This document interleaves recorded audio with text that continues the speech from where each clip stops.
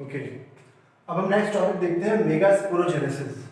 तो हमको देखना है कि किस तरीके से एक ओव्यूल के अंदर किस तरीके से एक मेगास्पोर बनता है या फिर उसके अंदर एक एम्ब्रियो सैक बनता है। ठीक है, तो एम्ब्रियो सैक बनने से पहले हमें जरूरत है एक मेगास्पोर की जो डेवलप होगा एम्ब्रियो सैक में। क्या है एम्ब्रियो सैक? हम एक रफ डायग्राम से समझ लेते हैं जरा। मान लीजिए ये हमारा ओव्यूल है, दिस इज ओव्यूल। ठीक है, इस ओव्यूल में ये लेयर्स है इसकी। ठीक है, इस ओव्यूल के अंदर यहां पर हमको पता है सारा क्या भरा हुआ है। इस जगह ऐसे करके स्ट्रक्चर था, इसके अंदर क्या भरा हुआ था? सारा न्यूक्लियस। ये हमने देखा था डायग्राम में। अब अगर हम एक फाइनल डायग्राम देखते हैं कोई भी आप ओव्यूल का, अगर आप देखोगे तो आपको उसके अंदर यहां पर एक स्ट्रक्चर दिखाई देगा अंदर इस तरीके से करके। एक ऐसा अंदर स्ट्रक्चर प्रेजेंट होगा जिसे हम कहते हैं क्या? Embryo sac. तो ये एम्ब्रियो सैक कैसे बना? एम्ब्रियो सैक कैसे बना ये हमको देखना है यहां पर। ठीक है, अच्छा, ये एम्ब्रियो सैक बनने से पहले एक स्ट्रक्चर बनता है मेगास्पोर। वो डेवलप होता है एम्ब्रियो सैक में। तो पहले बनेगा वो मेगास्पोर। तो उस मेगास्पोर बनने की कहानी है क्या? मेगास्पोरोजेनेसिस। समझ में आया? मैंने क्या बताया? एक ओव्यूल है जिसके अंदर स्टार्टिंग में सिर्फ न्यूक्लियस भरा हुआ है, न्यूक्लियस सेल्स भरी हुई है जो पैरेंट कैविटीज होती है नेचर में। वो सेल्स के बाद स्ट्रक्चर बनेगा एक मेगास्पोर का। एक मेगास्पोर डेवलप हो जाएगा एम्ब्रियो सैक में, जो ये बनेगा। ठीक है, तो कैसे बनता है आप समझ जाएंगे। देखिए जरा इसको ध्यान से यहां पर।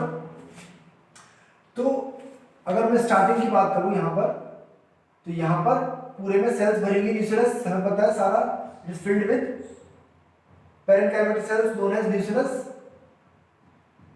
ठीक है, तो मैं ऐसे दूर दूर बना रहा हूं पर इतनी दूर होती नहीं है क्योंकि मुझे बहुत सारी बनानी पड़ेगी। तो आप समझ लीजिए पूरा फील्ड है इस तरह की सेल से। अब माइक्रोपाइल, ये कौन सा एंड है? This is micropylar and. Micropylar and. और ऊपर वाला एंड कैसा कौन सा है? Chalazal end. चलाजल क्यों? क्योंकि इस तरफ माइक्रोपाइलर और उस तरफ चलाजा है, इसीलिए ये माइक्रोपाइलर एंड है, वो चलाजल एंड है। तो माइक्रोपाइलर एंड की तरफ यहां पर जो सेल्स प्रेजेंट होती हैं वो सेल्स क्या है? आर्किस्पोरियल सेल्स या हाइपोडर्मल सेल्स कहलाती हैं। ठीक है, न्यूक्लियस की वो सेल्स जो माइक्रोपाइलर एंड की तरफ है नोन एज हाइपोडर्मल सेल्स और आर्किस्पोरियल सेल्स। ठीक है, तो टुवर्ड्स माइक्रोपाइलर एंड हाइपोडर्मल या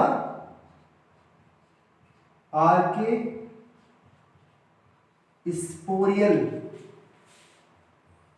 सेल्स आर प्रेजेंट। ये सेल्स वहां प्रेजेंट होंगी। ओके, इसके बाद क्या होगा? अब ये सेल डिवाइड करेंगे। ठीक है, माइटोटिकली डिवाइड करेंगे। माइटोटिक डिवीजन होगा, मतलब माइटोसिस होगी, और ये दो टाइप की सेल्स बनाएंगी। कौन सी टाइप की सेल्स बनाएंगी?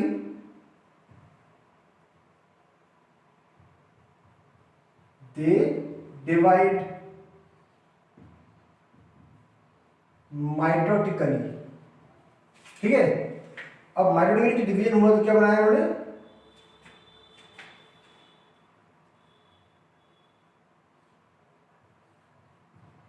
फॉर्म्स। क्या बना इससे? दो टाइप की सेल्स बनी। एक बनी कौन सी? प्राइमरी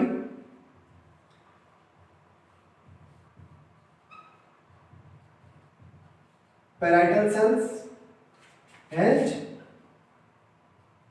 प्राइमरी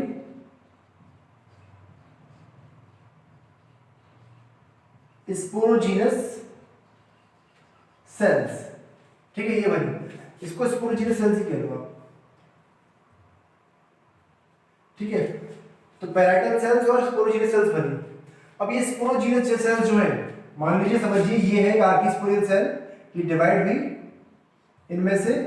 ये वाली सेल जो है ये क्या है? स्पोरोजीनस सेल है, और ये पैराइटल सेल है। ओके, स्पोरोजीनस सेल जो है वो डिफरेंशिएट हो जाएगी किसमें? मेगास्पोर मदर सेल में। Megaspore mother cell. एमएमसी, वहां भी एमएमसी था स्पाइरोग्रेड में, पर वहां पर एमएमसी की फुल फॉर्म क्या थी? Microspore mother cell. यहां पर क्या है? Megaspore mother cell. ठीक है, अब इस पे नेक्स्ट पॉइंट क्या लिखेंगे हम? स्पोरोजीनियस सेल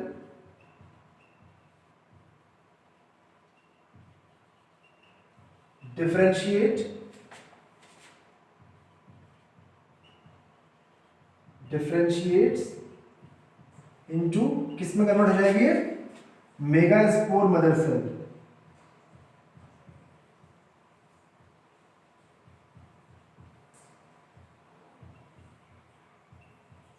मदर सेल, ठीक है। इसके बाद अब ये एमएमसी जो है, ये इसमें मियोटिक डिवीजन होगा, एक मियोसिस होगी।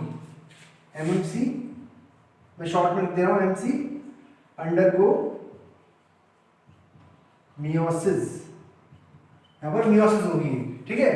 और क्या होगा? 4 सेल बनेंगे मियोसिस से, आपको पता है। तो 4 सेल्स बनती है। कैसी 4 सेल्स बनती है? अगर मैं इसको यहां पर उसको रब कर दूं तो यहां पर 4 सेल बनेंगी, ऐसी 4 सेल बन जाती है अंदर, ठीक है। इस तरफ अब भी न्यूक्लियस प्रेजेंट है, सारा इधर न्यूक्लियस प्रेजेंट है, सारी सेल्स प्रेजेंट है बाहर की तरफ, ठीक है, यहां पर प्रेजेंट है, पर हम उसको शो नहीं कर रहे हैं। हम हमारा फोकस किस पर है? इस मेगास्पोर पर है। तो ये चारों जो है these are known as megaspores, ठीक है। Undergo meiosis, 4 megaspores are formed. 4 megaspore बनते हैं, ओके। लीनियरली अरेंज्ड होते हैं, ऐसे करके लीनियर, ठीक है, ये अरेंज्ड। अब जो चलाजा की तरफ प्रेजेंट है मेगास्पोर, वो वाला क्या होता है? मैं इधर ये सेल से साफ इरेज कर रहा हूं। ये जो चलाजा की तरफ है, ये वाला जो देखो, अभी 4 सेल्स है, इसमें जो ये वाली सेल है, ये सबसे ऊपर वाली तरफ है, वो किस तरफ है? वो चलाजा की तरफ है। और ये वाली नीचे वाली सेल है, उसकी तरफ है, माइक्रोपाइल की तरफ है। तो जो चलाजा की तरफ सेल है या मेगास्पोर प्रेजेंट है, वो वाला मेगास्पोर फंक्शनल होता है, और बाकी तीन जो होते हैं वो डिजेनरेट हो जाते हैं। मतलब कि अगर मान लीजिए ऐसे है ये, अगर ये है तो ये वाला फंक्शन होगा और ये तीनों डिजेनरेट हो जाएंगे, खत्म हो जाएंगे। समझ में आई बात? ठीक है। तो अब क्या बचेगा? अब बचेगा सिर्फ एक, यानी कि क्या बचा? अब सिर्फ एक बचा। दिस इज 1 मेगास्पोर, ठीक है। कौन सा वाला है ये? जो चलाजा की तरफ था। जनरली ऐसा ही होता है, पर ऐसा नहीं है कि हमेशा ऐसा होता है, ये भी जरूरी नहीं है। कई बार जो दूसरी साइड के होते हैं, माइक्रोपाइलर साइड का, वो भी फंक्शन हो जाता है। कई बार माइक्रोपाइलर एंड की तरफ वाला भी फंक्शन हो जाता है, लेकिन ज्यादातर कॉमनली क्या होता है? जो चलाजा की तरफ होता है वही फंक्शन होता है, ठीक है। तो ये वाला फंक्शन अब एक ये क्या बन गया? मेगास्पोर बन गया। हम क्या पढ़ रहे हैं? मेगास्पोरोजेनेसिस। तो मेगास्पोरोजेनेसिस हो गई, बन गया मेगास्पोर, हमारा रेडी हो गया। अब क्योंकि इस चारों में से सिर्फ एक ही मेगास्पोर ने ये जो स्ट्रक्चर है, ये किसको बनाएगा आगे चलकर? एम्ब्रियोसैक को बनाएगा। तो वो एम्ब्रियोसैक जो सिर्फ एक मेगास्पोर से बना हुआ है, क्या कहलाता है? मोनोस्पोरिक।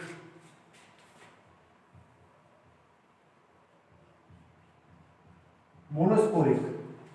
कभी कभी एक से ज्यादा मेगास्पोर भी फंक्शन हो जाते हैं और वो मिलकर बनाते हैं एम्ब्रियोसैक एक, ठीक है। एक ही एम्ब्रियोसैक बना रहे हैं वो।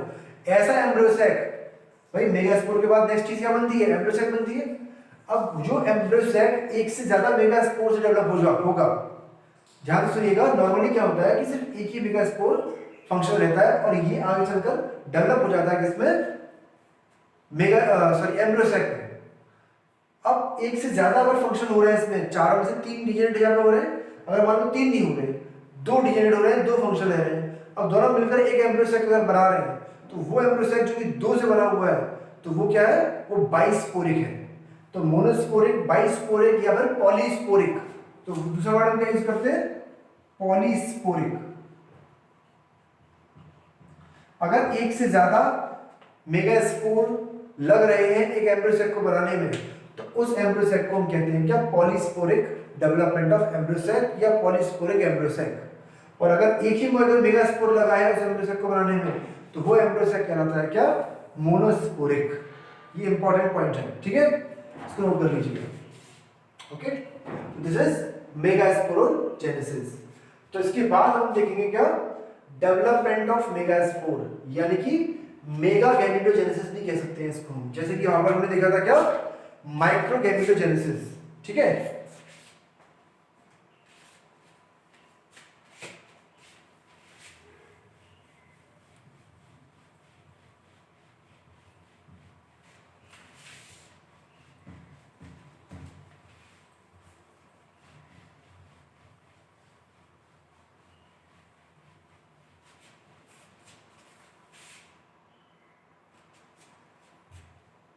ओके, अब है क्या, मेगा गैमेटोजेनेसिस।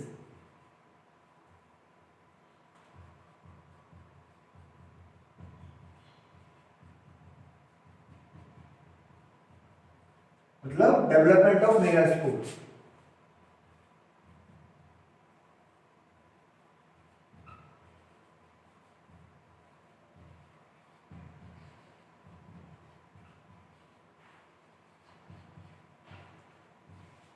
ओके, अब इसमें क्या होता है, अब हम सिर्फ वो एक मेगास्पोर बना रहे हैं जो हमने वहां पर देखा था।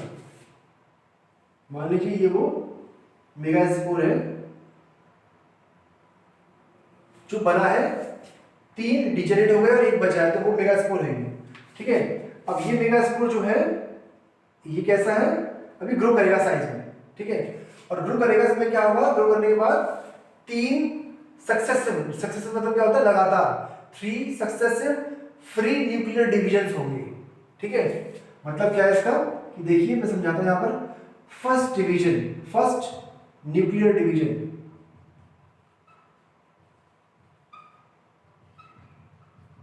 फर्स्ट न्यूक्लियर डिवीजन हुआ, क्या हुआ, स्ट्रक्चर कैसा हो गया, 1 से 2 बन गए, ठीक है। ये पहला डिवीजन हो गया। अब ये इस तरफ मूव कर जाता है और एक इस तरफ मूव कर जाता है, ठीक है। तो क्या बन जाएगा स्ट्रक्चर, ऐसे ऐसे, ठीक है। अब सेकंड न्यूक्लियर डिवीजन होगा, सेकंड न्यूक्लियर डिवीजन, एनडी क्या है, न्यूक्लियर डिवीजन। तो क्या हो जाएगा स्ट्रक्चर,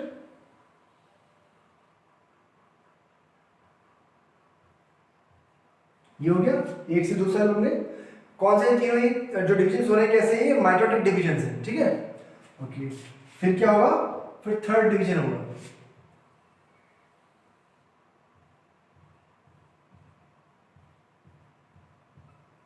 ये हो गया।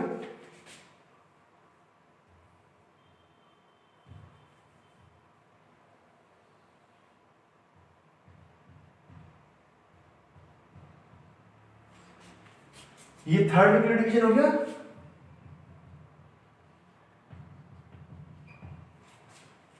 ओके, अब इसके बाद क्या होता है, नेक्स्ट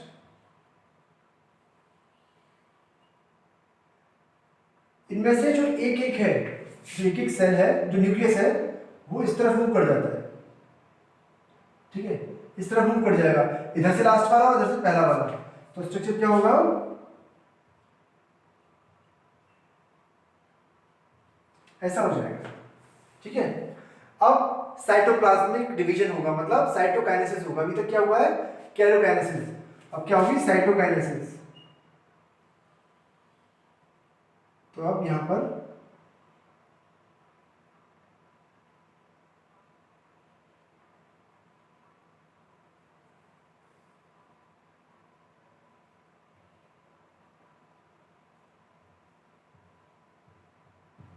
ऐसी 3 सेल बन जाती है ऊपर, और इन सेल्स का नाम क्या होता है, इनका नेम होता है एंटीपोडल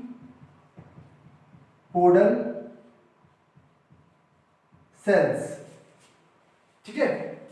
अच्छा, बीच की जो न्यूक्लियाई है ये क्या कहलाती है, अगर ये फ्री है तो कहलाती है क्या, दीज आर पोलर न्यूक्लियाई,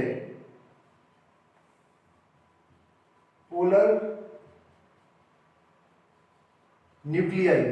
और अगर ये फ्यूज हो जाती है, मान लीजिए फ्यूज हो गई, ये न्यूक्लियस फ्यूज हो गया और ये एक सेल बन गया छोटा सा अंदर, अगर एक सेल बन गया है, तो क्या कहलाता है? Central cell, known as central cell. और इसके अंदर जो न्यूक्लियस है वो कहलाता है क्या? Secondary nucleus.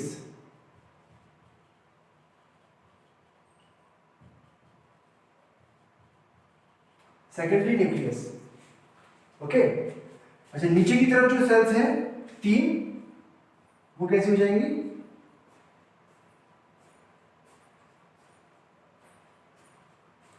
वैसी हो जाएंगी। थोड़ी और बड़ी बना देता हूं साफ दिखाने के लिए।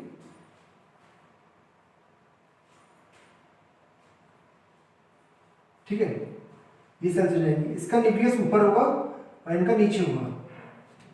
ठीक है, ऐसे करके होगा। तो ये नीचे की सेल्स हैं, इनमें से ये वाली और ये वाली, ये सेल्स क्या कहलाती है? Known as synergid. ये भी सिनर्जिड है और ये भी सिनर्जिड है। तो टोटल कितनी हो गई सिनर्जिड्स? 2 हो गई।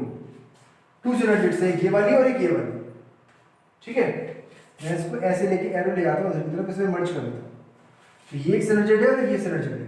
जो बीच वाली सेल है that is known as oosphere और एग सेल, एग सेल या oosphere या फीमेल गैमीट। ठीक है, ओके। तो ये स्ट्रक्चर हो जाता है किसका? ये किसका स्ट्रक्चर बनाया है? कंप्लीट हो गया एम्ब्रियो सेक का।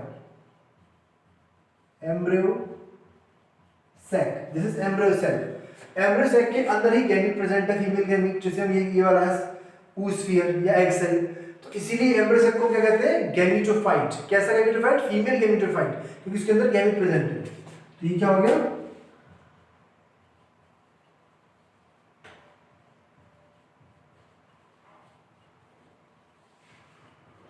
Female gametophyte.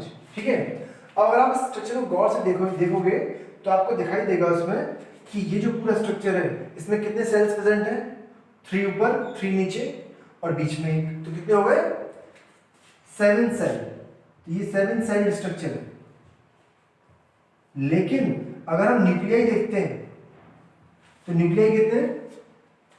1 2 3, 1 2 3 6, लेकिन बीच में जो है वो 2 न्यूक्लियाई का फ्यूजन हुआ था, तो उसको हम 2 काउंट करते हैं। तो कितना हो गया? 2 इधर हो गया। तो कितना हो गया? 8 न्यूक्लियाई हो गई। तो 7 sailed 8 nuclei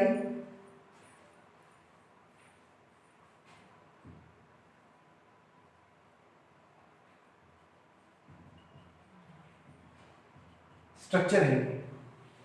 7 sailed 8 nuclei structure है ये एम्ब्रियो सेक, जिसे हम क्या कहते हैं? फीमेल गैमीटोफाइट भी कहते हैं। ओके, इसके अंदर ऊपर वाली 3 सेल्स क्या है? एंटीपोडल सेल्स, बीच में सेंट्रल सेल है। सेंट्रल सेल की प्लॉइडी की कैसी है? 2n, क्योंकि वो 2 न्यूक्लियस की फ्यूजन से बना है। जो एंटीपोडल सेल्स है ये कैसी है? n, हैप्लॉइड है। ये भी कैसी है? हैप्लॉइड। और ये भी कैसी है? हैप्लॉइड। सॉरी, सिनर्जिड्स भी ये कैसी है? हैप्लॉइड।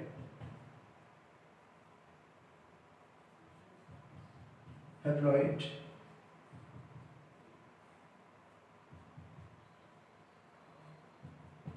ठीक है, तो ये हो गई प्लॉइडी। अच्छा, इसके अलावा यहां पर मान लीजिए ये सिनर्जिड है, मैं अलग से बना रहा हूं उसको। मान लीजिए ये सिनर्जिड है, ये एग सेल है, ये दूसरा सिनर्जिड है। अब इस सिनर्जिड में यहां पर ऐसे करके ऐसे फिंगर लाइक स्ट्रक्चर्स होते हैं प्रेजेंट, ऐसे करके ऐसे स्ट्रक्चर प्रेजेंट होते हैं। तो यहाँ पर इस जगह प्रेजेंट होते हैं ऐसे ऐसे। यहाँ पर जगह नहीं थी इसलिए मैंने बनाया नहीं, अलग से बनाकर आपको दिखा दिया है। इन सिनर्जिड पर ऐसे स्ट्रक्चर प्रेजेंट होते हैं, क्या कहते हैं? Filiform apparatus.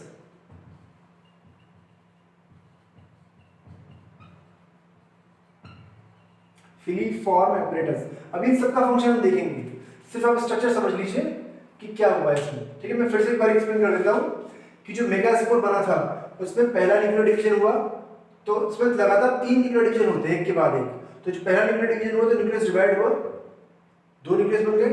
इसके बाद एक ऊपर चला गया और एक नीचे की तरफ चला गया, मतलब एक चराजा की तरफ चला गया और एक माइक्रोपैरेलल एंड की तरफ चला गया। ठीक है, ये कौन सा एंड है, this is chalazal end, this is micropylar and.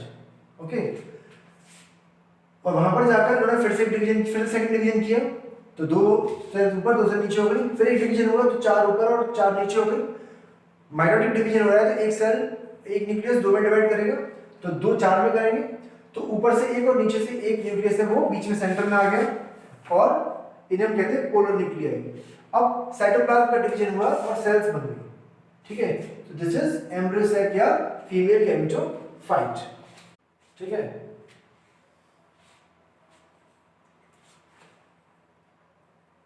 ठीक है, तो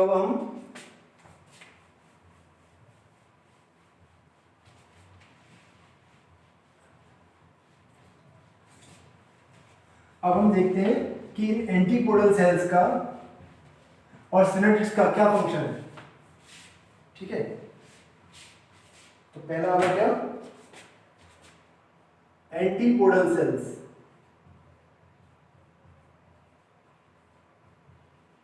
एंटीपोडल सेल्स का फंक्शन क्या है, ये सेल्स होते हैं they store starch, protein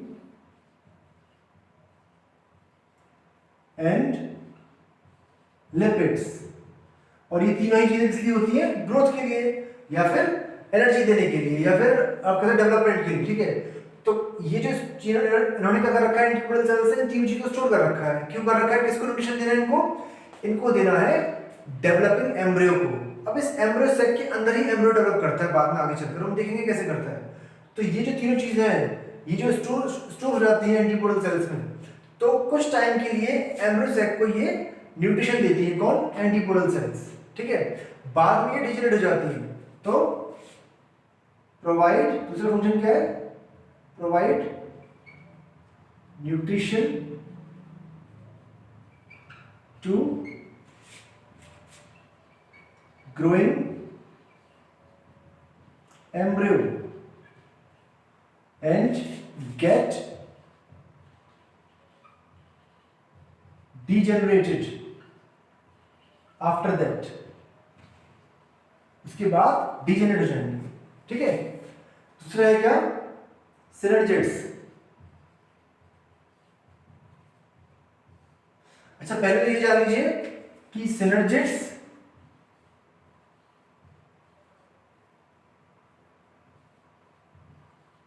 plus Excel, Excel को हम oosphere भी कहते हैं। ठीक है, synergids plus egg cell is equal to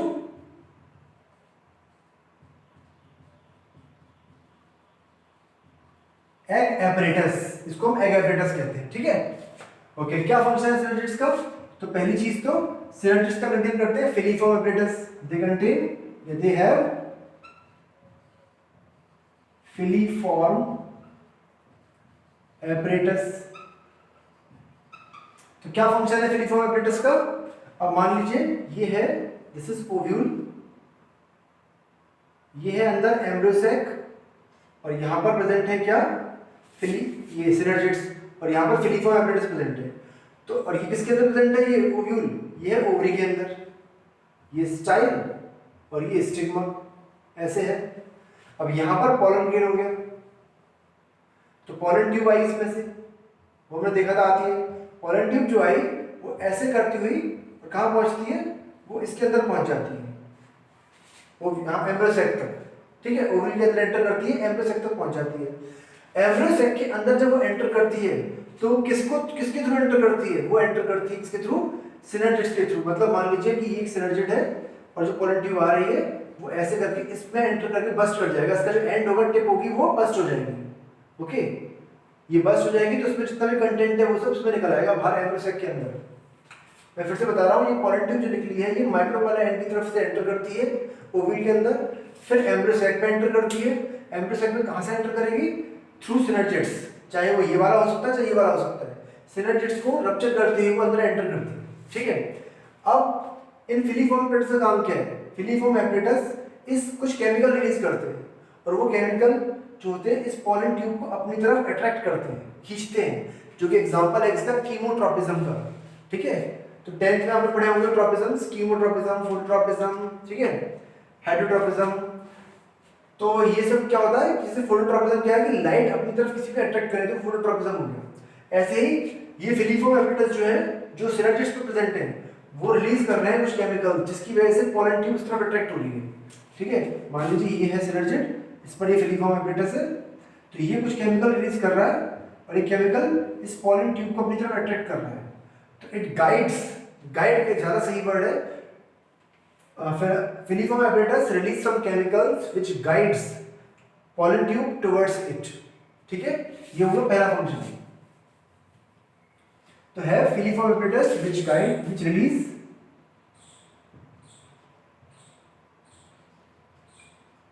some chemicals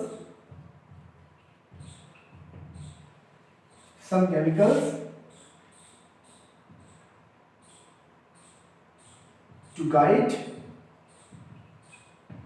pollen tube towards it, ठीक है।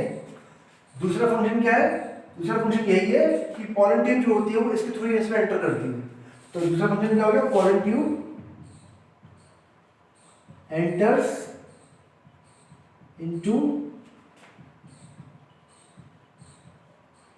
embryo sac through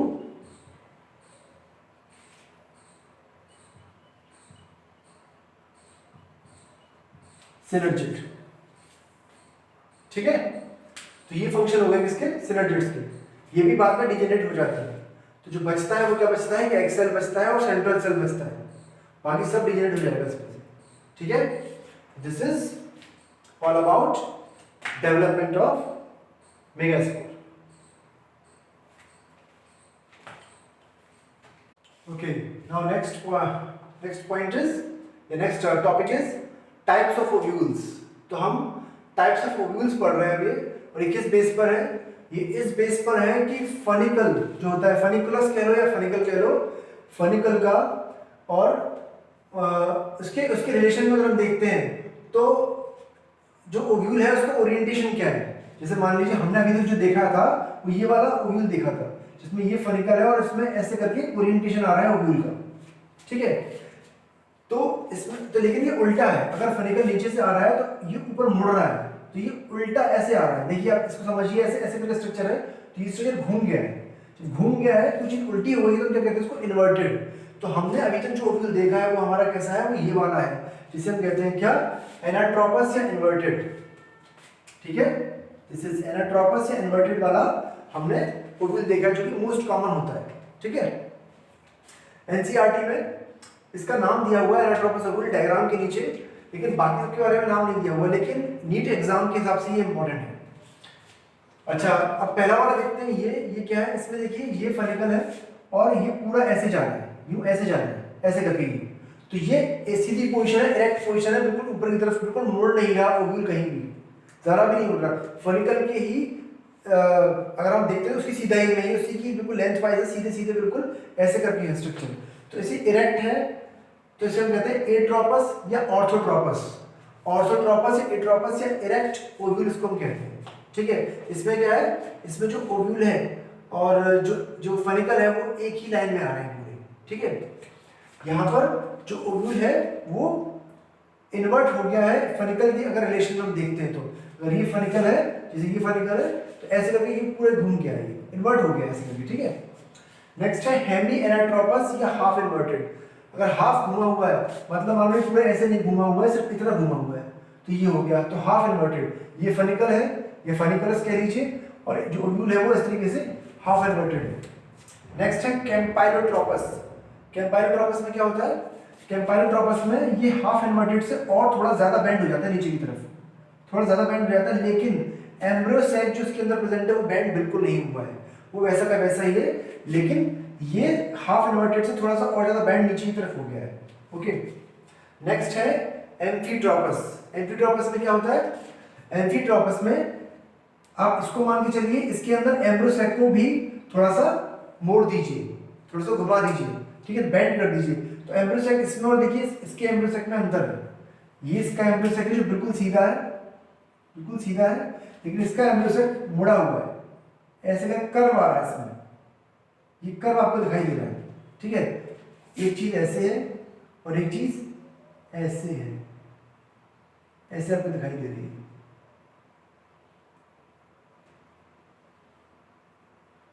इसमें कर्व आ गया, ठीक है। ये तो ये कर्व आ गया एम्ब्रियोसेक में। तो ऐसा ओव्यूल जिसमें कि फॉनिकल के रिलेशन में ओव्यूल जो है वो हाफ इन्वर्टेड से ज्यादा थोड़ा बेंड है नीचे की तरफ, फेनिकल की तरफ, और उसमें एम्ब्रियोसेक भी बेंड हो चुका है, थोड़ा सा बेंडिंग आ गई है इसमें भी। ऐसे ओव्यूल को हम कहते हैं क्या, एम्फीट्रोपस ओव्यूल, ठीक है। लास्ट है सिरसिनोट्रोपस।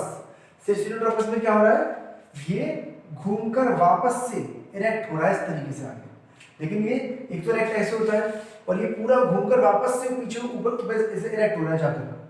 तो ये क्या है, दिस इज सिरसिनोट्रोपस। मतलब एक तरीके से हम देख सकते हैं जो फेनिकल है वो पूरा इसको कवर कर रही है इसके अंदर, ठीक है।